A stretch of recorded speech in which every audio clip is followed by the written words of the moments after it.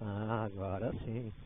Agora elevou a nossa energia aqui, a vibração, né? Agora tá bom.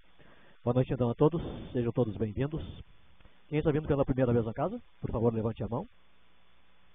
Ok, sejam bem-vindos e os que já costumam frequentar também.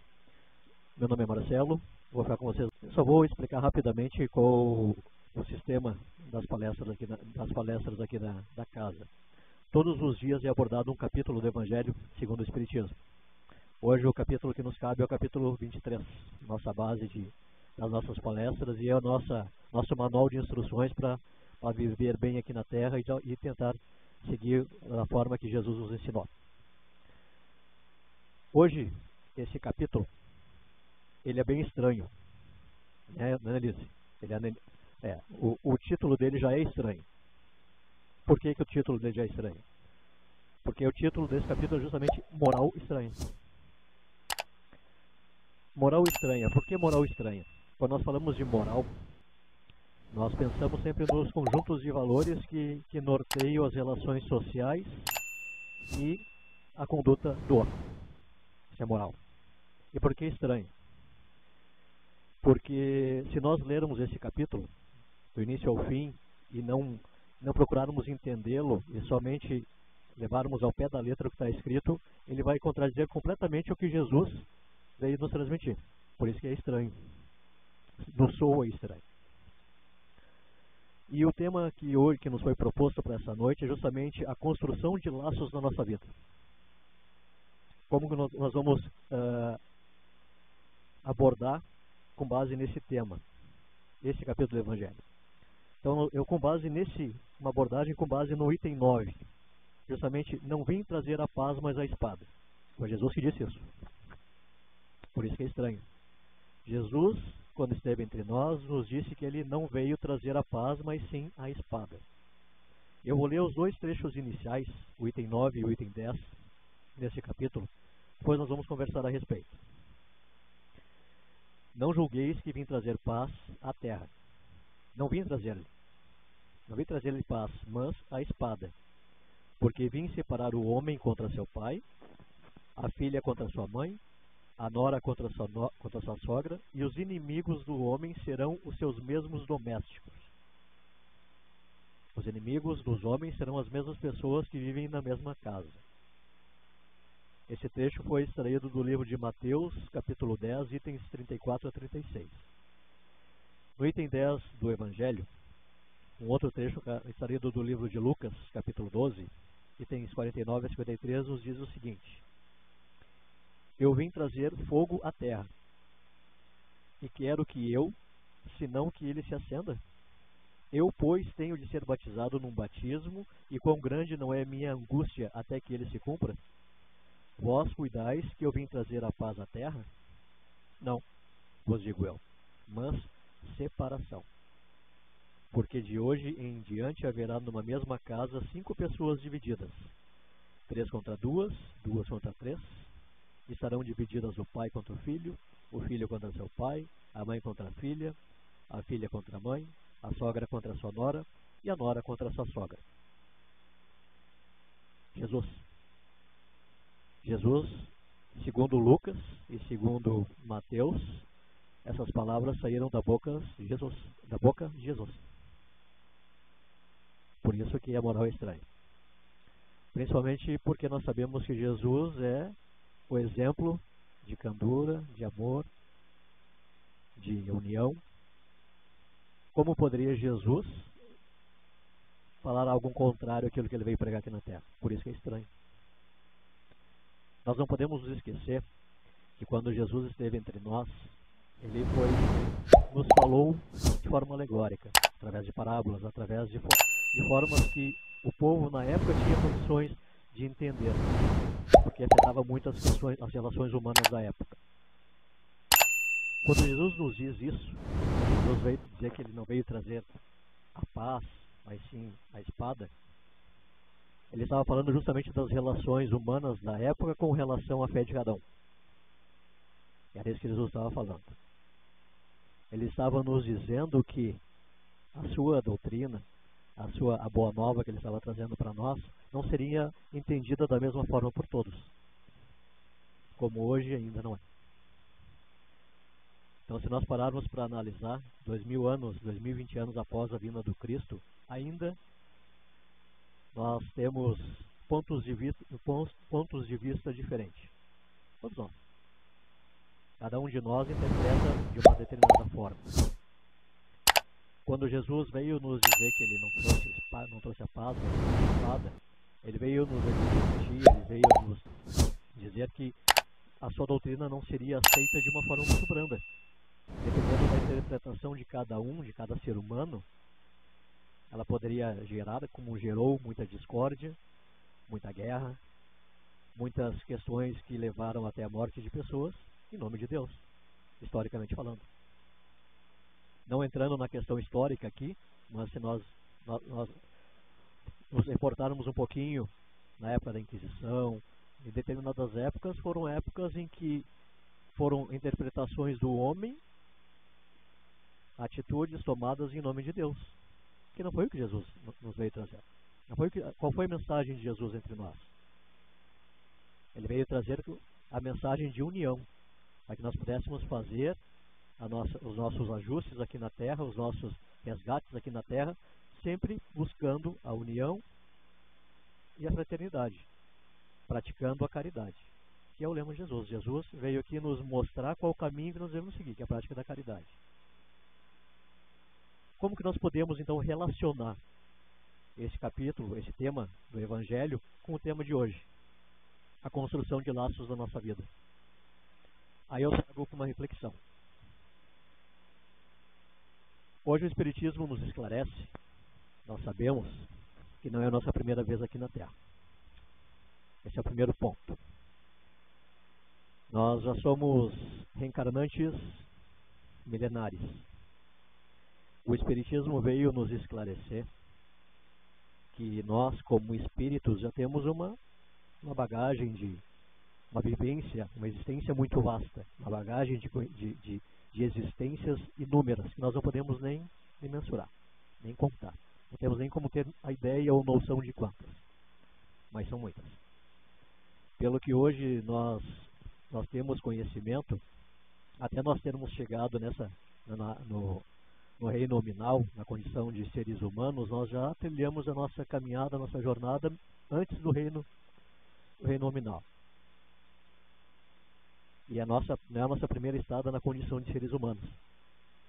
Muitos de nós, para quem já está acostumado a assistir minhas palestras, eu sempre trago essa reflexão. Essa história que está sendo retratada aqui no Evangelho, da época históricas anteriores à nossa, quem foram os protagonistas desses momentos? Somos nós, em outros corpos. Nós, espírito. Eu, espírito Marcelo, em outro corpo, fui protagonista, personagem de uma época anterior a essa, histórica. Todos nós aqui. Por isso nós estamos juntos hoje aqui, tentando entender um pouquinho mais do que Jesus veio nos esclareceu, tentar nos mostrar, lá 2020 anos atrás. Por quê? Porque talvez muitos de nós aqui, ou se não todos, estivemos lá. Ouvindo da própria boca do Cristo, que hoje está sendo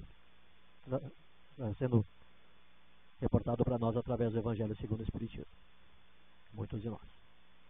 O Espiritismo, ele é o consolador prometido justamente por isso, porque ele nos consola, em saber que nós não estamos pela primeira vez aqui, que as nossas angústias, nossos anseios, nossas dores, nossas dúvidas, não são dessa existência apenas.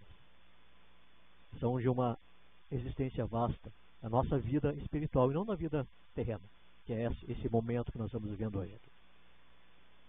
A vida terrena nada mais é do que um momento da nossa vida espiritual, que é verdadeira. Um momento, um dos momentos. Costumamos dizer que a nossa vida aqui nada mais é do que um mero segundo da nossa vida espiritual, que para nós parece tão longa. Mas é um segundo, um milésimo de segundo, com relação à nossa vida espiritual mesmo.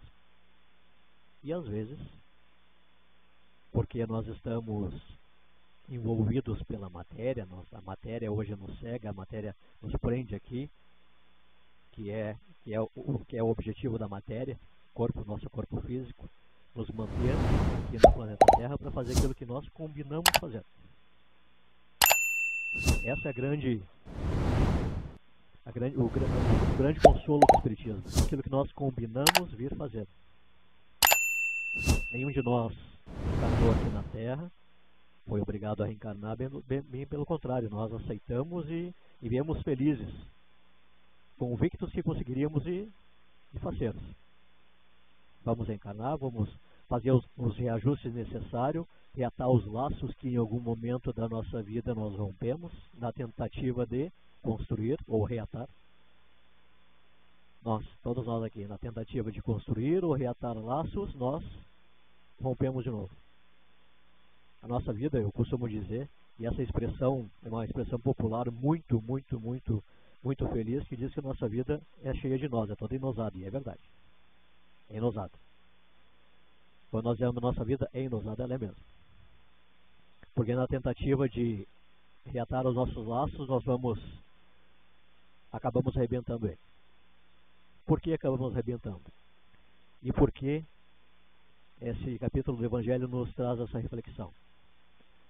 Porque nós reencarnamos e reencarnamos, tentando fazer os ajustes necessários, os resgates necessários de outras encarnações, como essa aqui. O que nós estamos fazendo nesse momento, nessa encarnação? Resgates das reencarnações anteriores, outras existências nossas, em outras roupas terrenas, outros vestimentos, com outras pessoas, com outros espíritos. Quando nós viemos aqui na tentativa de fazer esse resgate e não conseguimos fazer esse ajuste, nós temos que reencarnar novamente para que isso se conclua em algum momento da nossa vida espiritual. Enquanto esse ajuste não ocorrer, nós reencarnaremos até que nós consigamos fazer aquilo que Jesus nos ensinou. Quando nós conseguirmos nos amar como Ele nos ensinou a amar. Todos nós, amai-vos uns aos outros como eu vos amei. É isso. Basicamente, esse é o grande mandamento que Jesus deixou para nós. Amai-vos como eu vos amei. Os dois mandamentos que já do Antigo Testamento, que Jesus só veio nos relembrar, que é amar a Deus sobre todas as coisas e o próximo como nós mesmos, e Jesus veio reforçar, amai-vos como eu vos amei. Porque Jesus, como nosso irmão maior, não nos amou, continuou nos amando. E veio deixar exemplo disso, através da sua trajetória aqui na Terra. Um espírito que não tinha mais necessidade de reencarnar. Um espírito crístico, que participou da constituição do nosso planeta. Veio até nós, encarnado, se fez homem entre nós, para deixar o seu exemplo. Para que hoje, depois de 2000 anos, nós pudéssemos estar tentando entender ainda qual era a sua mensagem. E nós muitas vezes nos pegamos nos questionando qual é o nosso papel e qual o sentido da nossa vida. Quantas vezes nós nos pegamos pensando isso? Qual o sentido da nossa vida? É viver, simplesmente. O sentido da nossa vida é viver a nossa vida, é viver a vida da melhor forma possível, da forma que Jesus veio nos ensinar. Difícil? Agora deve ter muita gente pensando aqui, é muito difícil. E é difícil. Não é nada fácil.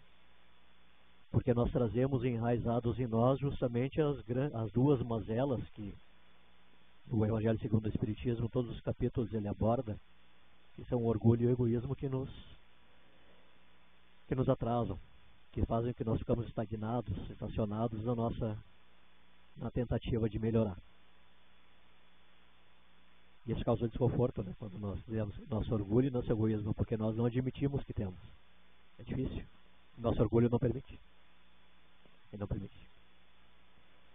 Nosso orgulho não nos permite admitirmos que temos orgulho ainda, que somos orgulhosos. Isso nos incomoda.